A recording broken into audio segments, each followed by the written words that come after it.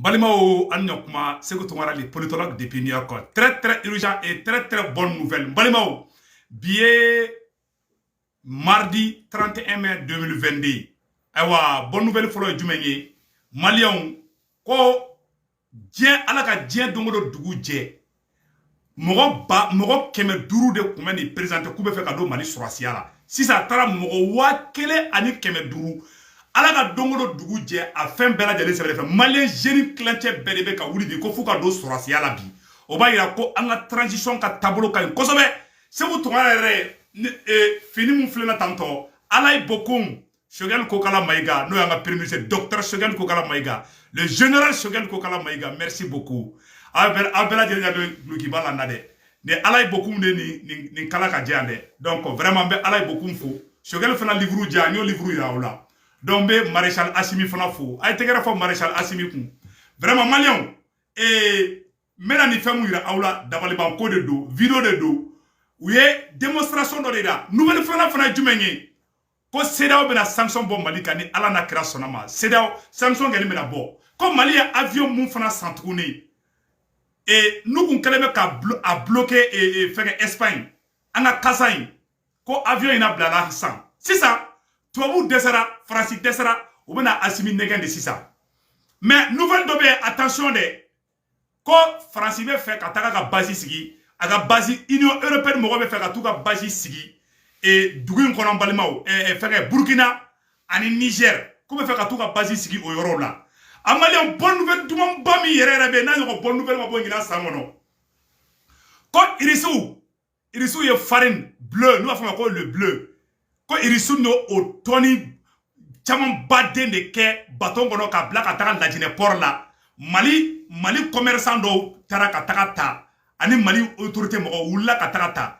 Ko Congo bana minoko bana irisu ye dumuni ba bla kana dama la jene port là on fera bonne nouvelle bi a mettre là ko fana kana tout de suite malion nyo de fo ngina sa hali ambargo ma boy ble mali la fiara ka bawo ou desara koy ambargo awa sénégalais ka commerçant nyamoko ba be ulabi kataka sénégal président yoro Macky Sall sénégal commerçant be ula commerçant ka association ula kata fo sénégal président ngena koni ambargo ma bo mali ka koluka ko be chena pew koluka war be chena ku ka fe be chena.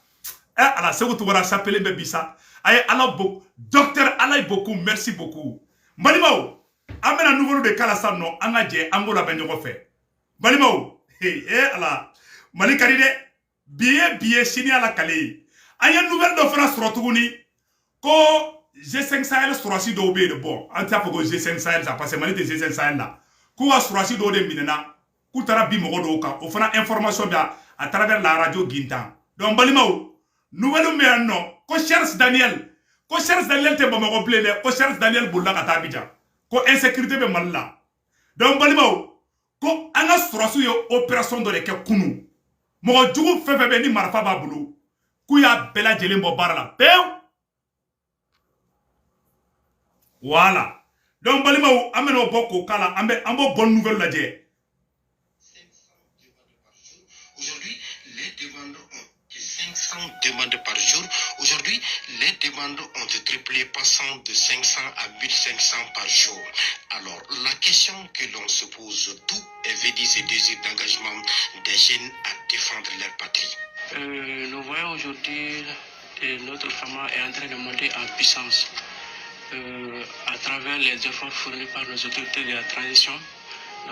C'est ce qui a motivé les jeunes gens à s'engager au service militaire, parce qu'aujourd'hui nos autorités de la transition ont pris tout engagement pour mettre en condition les forces armées de défense. Le président de la transition, il est jeune comme nous. S'il échoue, c'est toute la jeunesse malienne qui a échoué. Donc nous sommes engagés comme lui. Balimao, bonne nouvelle flénée. Mali jeunesse Rebecca Bamako, Ségou, Sigasso, Mopti, Kidali. Jeune bede koko fuka do sorasi ala bi. Ko Assimi niche ko maréchal Assimi niche malion ay do maréchal Assimi de ko lu be sa surasia ko be fe ka surasi Mali jeunesse be de wulembe bi ko fu u be ka surasi bi dongo do mo wa keme duru be ta présentation ke ka demande do ko fu ka do surasi ala si ça a triplé là de dongo do demande be ke ka ta ko be fe ka do surasi ala ma wa kele ani keme duru o bonyogongo ala ka dongoro dugu jɛ demani wa kelen ani kɛmɛ duuru de bɛ don ko fo ka don sɔrɔsiya la ni jeune minnu filɛ nin ye ninnu bɛ fɛ ka don sɔrɔsiya la n bɛna volume b'a la ka k'a la ka expliquer an ka lajɛ ni jeune minnu filɛ nin an ɲɛ bɛ ni photo nin na ni ye jeune de ye minnu bɛ fɛ ka don sɔrɔsiya la don o don u bɛ taa demande don ko fo ka kɛ sɔrɔsi de ye o b'a yira k'a fɔ bi an ka armée l'armée malienne est en train de monter en puissance n balimaw an bɛ maréchal Assimi fo an bɛ transition mɔgɔ bɛɛ fo an bɛ général Choguel fana fo maliyɛnw o tɛmɛnen kɔfɛ ka b'a la aw bɛɛ lajɛlen y'a ye dɛ ko Charles Daniel fana bolila ka taa Côte d'Ivoire de an bɛ tila k'o fana nouvelle kala an ka jɛ k'o lamɛn ɲɔgɔn fɛ ko contrairement à ses publications depuis la fermeture de RFI et France 24 Charles Daniel a quitté Bamako pour Abidjan pour raison sécuritaire. Cela fait 2 mois qu'il est à Abidjan. Nos autorités ne doivent plus accepter son retour au Mali. Mogodo do sebe. Ko wana soko Assimi kara soko Charles Daniel kana malabli. Mais oro ka gele parce que nationalité malienne de be Charles Daniel Boulou. Donc oro ka gele. Donc net se ka kuma kan. Mais bon, akene barake RFI la. Balimao aux nouvelles de be non. O temene ko fe ka bala tuguni. Ko Mali avion mu commandé ko Kassa. A avion photo fleningi. Avion mu flene ko Mali a commandé ko Kassa. Ko sona ko avion ngana Mali. Maliens ou desera ou ye sanction ke ou ye bagabaga ke ou ye ka sanction kan kuna wakati mina ka sanction to Mali kuna maréchal Assimi forage keme ani biduru ni shegi ayo de se ka minogo bo Maliens na wakati mina ou kelebe ka sanction bi Malika maréchal Assimi be ka marfa sanka di anga strasuma ka Mali dugu libéré Mali dugu keme woro ani ko de libéré la maréchal Assimi bolo wakati mina ambarako banga jamana ka Maréchal Assimi sera ka forage se ko di mɔgɔw ma ka dumuni ɲini ka di mɔgɔw ma ka ji jɛlen ɲini ka di mɔgɔw ma ka sanction to Mali kunna terroristes faso n'u b'a fɔ ma ko zone de Tessit Mali sera ko yɔrɔ libéré o wagati y'a sɔrɔ embargo de bɛ Mali kan dɛ Tessit de kun ka jugu ni dugu bɛɛ ye Tessit sɔrɔli ka gɛlɛn ni Kidali sɔrɔli ye Tessit sɔrɔli ka gɛlɛn ni dugu bɛɛ sɔrɔli ye Mali sera ka taa Tessit libéré Faransi ko k'ale kelen tɛ se ko fɔ u ka G5 Sahel kɛ Faransi ko k'ale kelen tɛ se ka Tessit libéré mais l'armée malienne a libéré Tessit au joug des terroristes. Awa kolo tuguni ou ye opération militaire doke. Balima on met la ko vocal kala au benison jale meke. Ambargo en kera froide ka Assimi kanu do malien deuna. Assimi kana bo fanga la sande. Malien a ben ala na kratie Mali kuna wolola bi. Bebe fe ka ke malien bi. Grâce à maréchal Assimi et général Choguel. Yone fana moi le dio Assimi Choguel c'est le meilleur dio. Wallahi ala. Assimi Choguel, Assimilin Choguelin. Nous fraxé ta droit, il va keneba foko faliku tegeli. Billahi malien mera munye foyena. Ka embargo to ankuna. Assimi forasi sengadi mogoma. Ka forasi sen Kidali, ka forasi sen Kai, Mokti, Segu, Buguni, Sigaso, Kita, Kuchala. Mali dugu te ko forasi ma se dugu mina. Mali histoire la président forasi c'est en tout cas la madeli ka kefolo. Mais maréchal Assimi wula ki jo. Ko fo minogo ka bo mogola. O ya sɔrɔ embargo de b'an kan dɛ embargo b'an kan wagati min na an ye avion caman san irisiw bolo embargo b'an kan wagati min na an ye forasiw se embargo b'an kan wagati min na l'armée malienne monte en puissance embargo b'an kan wagati min na Mali dugu 500 ni kɔ de libéré la ka kɛ maliyɛndenw sago ye ka maliyɛndenya kanu ka dɔn dugu wɛrɛ mɔgɔw la dugu wɛrɛ mɔgɔw k'a fɔ ko n bɛ sa maliyɛn la ko fo n ka kɛ maliyɛn ye c'est à travers l'embargo. Embargo min kera an kuna kera furadi. Aye Assimi mangoya ka Assimi ke sanubere de ka di maliende bela jeleba. Embargo nye Assimi sangro tadi. Embargo nye Mali sangro tadi. Embargo nye force de di armée malienne ma. Embargo nye terroristes tachinye. Embargo nye Mali taka sangro tadi. Diebe ka nyebo Mali fe. Embargo nye façon de njugu bela jele maloya. Ou si te se ka kuma bi no kuma na bi ou be mangoya sɔrɔ b'a fɔ ko wulumusoni bobi malien yo de fɔ bɛɛ lajɛlen ɲɛna Mali bɛ yɔrɔ min na bi Mali kɛra malien denw de sago ye aw kana regretter aw kana fɛngɛ dɛ embargo in bantɔla de don pew ni embargo ko bantɔla de ko ni embargo ko bana pew Sénégal commerçant wulila ka taga Sénégal président yɔrɔ ko ni embargo ma bɔ yen k'a bɛna gɛlɛya dɛ Mali opérateur fɛngɛ bɛɛ bɛ ka yɛlɛma ka taga Lajinɛ ni Mauritanie de san nɔ au moins Sénégal économie ma Macky Sall yɛrɛ ko k'ale pereselen ba de bɛ ko embargo ka bɔ Mali kunna Maliens an b'o fana na irisiw n balimaw nouvelle duman bɛ yen bi dɛ irisiw fana taara ka taga balo camanba de ta ka di Mali ma a ye nin yɔrɔ lajɛ dɛ 11 000 tonnes de blé en transit du port de Conakry pour la République du Mali irisiw ye farni tonne ba 11 u y'o de bila ka taga Lajinɛ port la Mali commerçant taruta wagati min na farasi be ka ɲini a tɛ k'a sɔrɔ anglais be ka ɲini u tɛ k'a sɔrɔ wagati min na farine ko dɛsɛ be diɲɛ fan bɛɛ irisiw ko maliyɛnw tɛ si kɔngɔ la maréchal Assimi ka hɔrɔnya n'a ka tilelenya bolo irisiw ka président ko maliyɛnw ko kɔngɔ tɛ maliyɛnw faga en tant qu'olu be yen diɲɛ bɛɛ Ukraine ni Russie olu de be farine sɛrɛ ka tɛmɛ diɲɛ mɔgɔ bɛɛ kan awa u y'a ci Mali ma tɔni 10,000 k'a ci an ma a bɛɛ lajɛlen sɛbɛnnen filɛ nin ye. L'année de tout record, le port de Conakry est une plateforme en pleine mutation dont l'objectif est de capter le transit malien grâce à son offensive commerciale. Plusieurs accords ont été scellés entre la société Alport Conakry et certains opérateurs économiques maliens. Pour lier l'acte de parole, 11 000 tonnes de blé en transit pour le Mali ont été reçues par la société Alport Conakry. Concession terminale, environ 16h40 et les opérations de déchargement ont commencé à 19h. Il est à préciser que 11 000 tonnes de blé appartiennent au groupe Keïta. 7 000 tonnes. Au groupe Moulin du Mali, 2 000 tonnes. Au groupe Moulin du Sahel, 2 000 tonnes. Donc, Balimao, il y a clac au lieu de il balo ba dende black canal la dine por la farnu bala fen chaman bala ta dama ko kongo kana malien faga malien o ba ira ka fo malien be ka hani mu nyini bi ala o de dama bi malien be ka sigo président mina bi ala de asimini shogali chi ku kana anyaji che awa o anyaji che damene ni cheche ko kibe bla ni transition contre la abe gele ay made malien ba ambe ya fateli au fe ayake ala kama an fa dɔ bɔra ka kuma a ye transition na gosi an ka cɛkɔrɔba an ka imamu a y'a kɛ ala kama kana kuma jugu foyi fɔ imamu ma bilen n b'aw deli a ye ɲina imamu kɔ a y'a ɲɛsin mali ko in ma aw kana kuma jugu fɔ a y'a page tourner viromaniw fara activiste kan mali journaliste a y'a kɛ ala a n'a kira kama aw kana taa mɔgɔ si la sigi a ka plateau sanfɛ ko imamu ye nin fɔ dɛ e ka hakilinata ye mun ye a y'a dabila ten quoi a y'a kaɲi an fa de don an n'a y'a nɛnɛ an bɛ sɔn a ma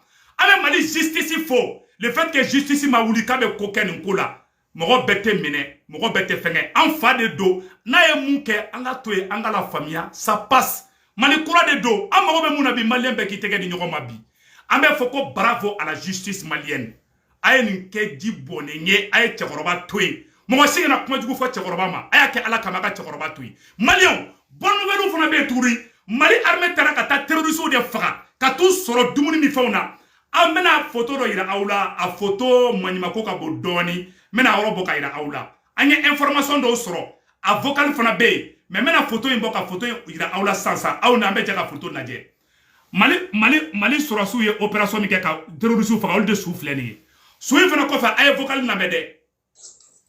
vision kɔnɔ mɔgɔ bɛɛ lajɛlen b'o fo ayiwa sɔrɔ an tun bɛ k'a fɔ aw ye an ka baro kɛnɛ na an ko terrorisiw bon nin kɔnɔna na o y'a yira k'a fɔ k'olu kɔni dimina ko mobili ti bɔ Bamako tɛ bɔ Moti a tɛ bɔ Douentza ko ka taa Gawo ko mobili yɛrɛ fana tɛ bɔ Gawo ko ka tɛmɛ bon ni ko ka na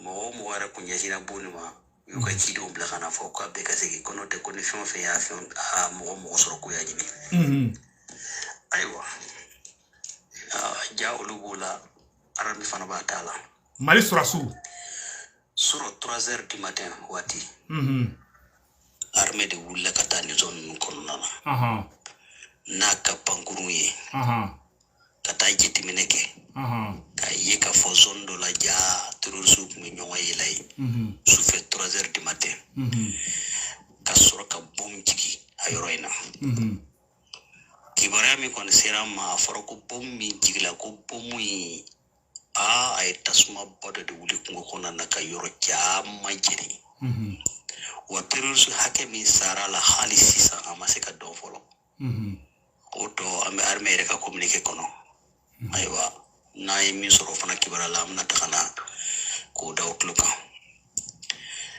nin cogo in na kɔni alhamdulillah an bɛ dugawu kɛ ala ka a kɛ ɲɛtaga ye ala kana kɔfɛ segi ye foyi don armée ka baara ninnu na ka kɛ ɲɛtaga ye dɔrɔn. n balimaw aw bɛɛ lajɛlen image ye ko kunu suro 3h du matin mali armée wulila ka taa jigin maajugu ninnu kan k'a kɛra fagali ye dɛ a image do ben tse ko lira mais ngé information mi soro o de ni balimawo o wa ira ko l'armée malienne est en train de monter en puissance malien angana ngina toujours de anjugu no ye ajugu kele ne bana bi o ye français di malien akana bi distraction foy konana asimi gayene do shogeli gayene do asimi ni shogeli fuseni la sala de mo shite se ku fara ma shite se mo mo me kamanganchi akara mo shi jabi ambe rom na ko bi anga kenyo ma fe malien ali mali jeli fla farasi ku ye nyogon jabi u fla be ko kadi se ko to ko bomani kalama ambe kabe halle mali wulu fla be ka kele ke bi ne ba fo mo ka kele dabla ali wulu hali kanoto bamako ne wulu fla kele la ne taru la fara ne te fe malien shiga sisi mabi jugu kele ne bana be o farasi di terrorisme no me fakal la de billahi ni o to fotoro ye farasi de fo donc an yerama kana kele an yerama kana signoma comme temena kunu ango page tourner ambe page dumamba minabi no ye victoire yi awa ko mali ye avion min commandé no kun bana kuta avion di anya avion kamena avion soro balimaw avion photo flene ko kazai u kun kuta di me u ye décision ta kumena avion di ko avion be se bamako bibe avion be sarala katara amba ngini mali autorité mo ko fait ni avion sera bamako u ka avion supervisé u kana gringa anga sura do avion gono de u ko kolosu yerela aywa moye ministre fana ka contrat ye uko kolosi ministre la de ministre ka ko mainde ministre no bi se u ka ministre genga bo mali kono ministre ye français de amo conseil kan duma donc ay information mun fana soro tuguni ko l'Union européenne souhaite installer ses missions au Niger, au Burkina Faso dans l'un des pays côtes du golfe de la Guinée. En effet, la première mission à être déployée semble être le Niger parce que les autorités avaient déjà demandé à l'Union européenne de créer un centre d'excellence en matière de logistique et de maintenance dans les environs de Niamey. Balimao, Kaiwa, Français va faire tout à base sigi, et Union européenne va faire tout à base sigi, Takuba, ko Takuba va faire tout à base sigi Niger. Comment faire autant faire tout ni? Donc avant mouni asimi fait, ou kabo angabo CDA ou la ou kilengi, flana, aye ministre genga takabanga dugula. Ni ministre toranga dugula, anga dugute sumade, ministre nyamoko be français di. Oyanga conseil ko danga autorité moko ma ambe autorité moko ko bi ambu ko chini nese mu tongara be malien be fe bilay ala malien be ko kanne hali soso me malla kadni nete moko juga tene kono goy jugu kun kelen bana oye français di mali anga kenyo fe mali jelu ay kenyo fe mali jeunesse ay kenyo fe mali karamo ay kenyo fe mali demisenu mali mokorobaw mali karamo mali chrétien mali sulameo mali donso mali siya be ambe kan tege di ñogo mabi ni fewere ma fara saya ba fara bi ebene critiquer bi non se bu tugara nta ngolo fe a chega jugu ile sara domine be ngina ne kokoy che ni fewere ma fara saya ba fara billahi ala ni fewere ma fara jeen kono wallahi saya ba fara anga ke ñogo fe a vivant anga na to na sara anga ta ñogo tanto anga na ta ñogo su tanto saya imba betan ankle fugula mene kungola ni shogel ya ni fenge ya dinema ala bokum ya dinema fugula nebe sa donda dobe ni fugula ndu ni blogi ba mu flenna nebe sa donda ni meta ka di mo wore ma mo wore be ni ndu ame fe na bambulo antatachi téléphone mu flenne sara sandro ni téléphone beta ka di mo godoma c'est la vérité fe bambulo antate fe be kalfalana I muso kalfala I den kalfala I ga so kalfala I ga mobili kalfala mala nga kenyo fe sa anga na faso ina bla machi na ma ben wala jugu be sana ambe kan tege di nyogoma do fana ko kabe fona ko faso de jugu ni farati defa mo ba fuma ki faso de jugu yede ango chien fana fo nyogoma de mais ala ka kili nyuma dan bela jelima akambe